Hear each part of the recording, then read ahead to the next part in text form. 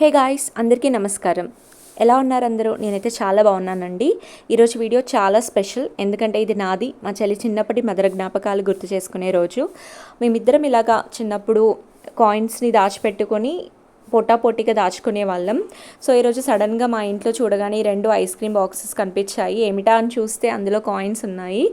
So అందులో అసలు ఏమున్నాయి, ఏమేమి కాయిన్స్ మేము దాచాము అనేది ఈ వీడియోలో మీకు క్లియర్గా చూపిస్తాను. అందరికీ ఇష్టం, అందరూ తెలుసు కదా, చిన్నప్పుడు మనకి ఏదన్నా రేర్గా కనిపిస్తే దాచుకోవాలి. అండ్ అది ఫ్యూచర్లో మనకి పాతవి మనకి కనిపించవు కదా, సో అలాంటివి దాచాలనిపిస్తుంది. అందులో నేను ఒకదాన్ని. నాకు ఓల్డ్వి దాచిపెట్టుకోవడం చాలా ఇంట్రెస్ట్. సో ఇందులో మీరు చూడబోతున్న coins mainly 10 paisa, 25 paisa, 50 paisa and 2 rupees coin, 5 rupees coin and 10 rupees, ఇప్పట్లో వచ్చింది కదా 20 రూపీస్ కాయిన్స్. సో ఇలాగా చాలా ఉన్నాయి. సో నేను మీకు క్లియర్గా చూపిస్తాను వీడియోలో.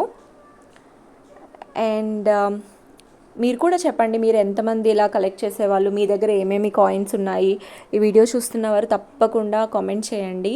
మీకు ఈ హ్యాబిట్ ఉంటే మీరేం కాయిన్స్ కలెక్ట్ చేశారు.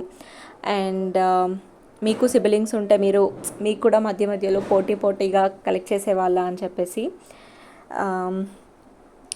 అలాగే ఇందులో ఒక స్పెషల్ సర్ప్రైజ్ కూడా ఉండింది. అది ఏంటో కాదండి, పాత 1 రూపాయి నోటు. అదైతే చాలా రేర్, ఇప్పుడు కనిపించదు మనకి, ఎందుకంటే అది చాలా ఓల్డ్ది. నేను అలా దాచిపెట్టాను. అండ్ ఇప్పుడు ఈ జనరేషన్ పిల్లలకి అసలు మనకి 10 పైసలు, 25 పైసలు, ఈ 50 పైసా ఇవి అసలు మనకు అసలు కనిపించట్లేదు.